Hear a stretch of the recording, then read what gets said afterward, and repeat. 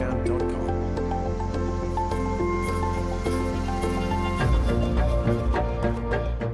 نساجي صنعت څنګه د بنگلادېش اقتصاد پر پښو درولی دی؟ د نساجي صنعت د بنگلادېش د اقتصاد تر ټولو مهم او پیاوړی سکتور بلل کیږي. دا صنعت نه یوازې د دغه هیواد د عوایدو لویه سرچینه ده، بلکې په میلیونونو خلکو ته د کار زمینه برابره کړې ده.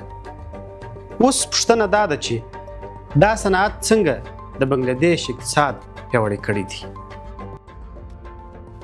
د صادراتو اصلي سرچینه د بنگلادېش د ټولو صادراتو له جملې څخه تقریبا 85% د نساجي یا د کالو او ټوکرانو صادرات دي. دا هیواد تر چین وروسته د نساجي په برخه کې د نړۍ دوهم ستر صادروونکی هیواد دی.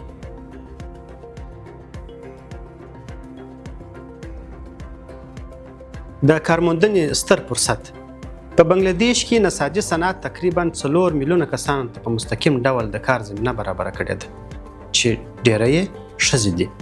دا صنعت په غیر مستقیم ډول هم د نورو سکتورو لکه ترانسپورت، بسته‌بندي او خام موادو چمتو کولو په برخو کې د کار ډېر فرصتونه پیدا کړي دي. اقتصادي وده د نساجي سکتور د بنگلادېش د GDP مهمه برخه جوړوي او د بهرنیو اسعارو اصلي سرچینه ده. د صادراتو زیاتوالی د دغه هیواد د اسعارو ذخیرې لوړې کړي او د وارداتو د تمویل او د پولي ثبات سبب شوی دی.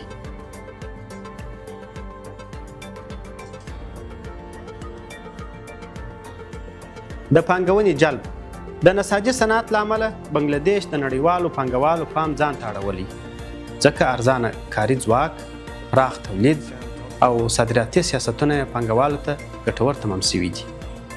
ځینې نړیوال برانډونه لکه H&M، زارا، نایکی او والمارت له بنگلادېش څخه تولیدات اخلي.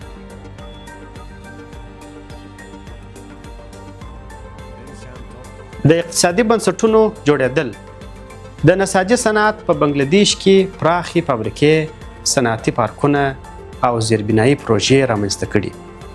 د بندرونو، سړکونو او برېښنا په برخه کې پراختیا د صنعت د ملاتړ لپاره شوې ده.